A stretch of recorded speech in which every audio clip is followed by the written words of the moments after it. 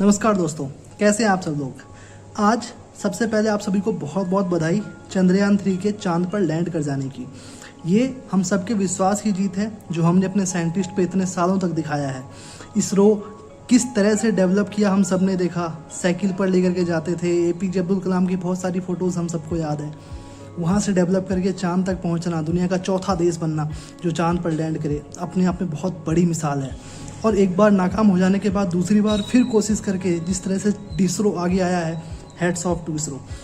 अब बात करते हैं, दुनिया का हर देश चांद के साउथ पोल पे क्यों जाना चाहता है, आखिरकार क्या है वहाँ। देखिए, कुछ इवोल्यूशनरी थ्योरीज होती हैं। उस इवोल्यूशनरी थ्योरी में ऐसा कहा गया है कि जेंट इम्पैक्ट थ्योरी है एक, इसमें ऐसा कहा गया है कि चांद की उत्पत्ति पृथ्वी पर मंगल जैसे ग्रह के टकराने से हुई है। अब उस समय की सिचुएशन कुछ और थी। चांद के बाकी सारे पार्ट पर सूरज की रोशनी पड़ती है, वहाँ पर अगर कोई पानी का कण होगा, बर्फ़ का कण होगा तो वो इवेपोरेट हो जाता है। लेकिन उत्तरी भाग में और दक्षिणी भाग में सूर्य की रोशनी नहीं पहुँच पाती है क्योंकि चांद 1.5 डिग्री के एंगल पर टिल्टेड है। अगर चांद 1.5 डिग्री के एंगल पर टिल्टेड है तो बहुत सारी जगह पर वो पानी आज तक उसी अवस्था में है।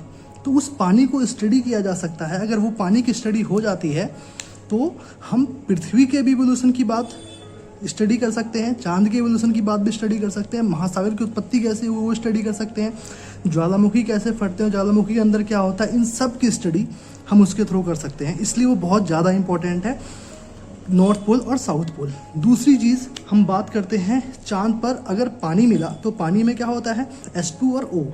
H2 का यूज़ हम करते हैं हाइड्रोजन फ्यूलिंग में। इस समय आजकल आप देखते भी होंगे बहुत सारी जगह पे हाइड्रोजन का जो फ्यूल यूज़ किया जाता है।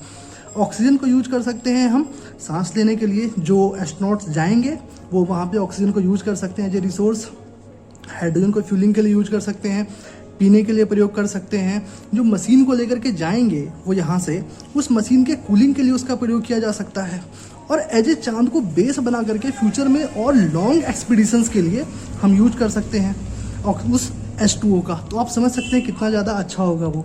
और ऐसा माना जाता है कि चांद का जो H2O है वो पृथ्वी के H2O से थोड़ा डिफरेंट होगा फिजिकल प्रॉपर्टीज़ में, क्योंकि चांद के ऊपर ग्रेविटी पृथ्वी की तुलना में 1/6 है। अगर चांद के ऊपर ग्रेविटी थोड़ी सी कम है तो पानी का जो बिहेवियर होगा वो भी कुछ डिफरेंट हो सकता है। अगर वो कुछ डिफरेंट हुआ तो हो सकता है कि हम उस पानी को बहुत लंबे एक्सपीडिशंस के लिए यूज कर सकते हैं। तीसरा चीज़ हो सकता, वहाँ पे ऐसा माना जाता है कि वो उसी अवस्था में पड़े हुए हैं जब हमारे टक्कर हुआ था मार्स जैसे प्लेनेट के साथ, तो बहुत सारे प्रीशियस मेटल्स वहाँ पाए जाने की ऐसी उम्मीदें हैं। तो वैज्ञानिक बहुत ज़्यादा आशा लेकर के चांद के साउथ पोल पर उतर रहे हैं और वहाँ बहुत सारे ट्रेंचेज हैं, इसलिए वहाँ पे उतरना बहुत ज़्यादा मुश्किल होता है। और भारत का चंद्रयान 1 भी वहीं पे क्रैश किया था, चंद्रयान 3 भी वहीं पे है। हमारे लिए बहुत गर्व की बात है कि हम ये कर सके और दुनिया को एक नई चीज़ दे सके। चंद्रयान 1 ने पानी को ढूंढा था और चंद्रयान 3 अब वहाँ पे लैंड कर चुका है। कितनी बड़ी चीज़ है ये। आप सभी को इसके लिए बहुत बहुत धन्यवाद। और एक और बात, बजट कितना कम है इसका, ये देखिए ज़रा, कितना कम है बजट। हॉलीवुड की मूवीज़ ये इससे भी सस्ता है।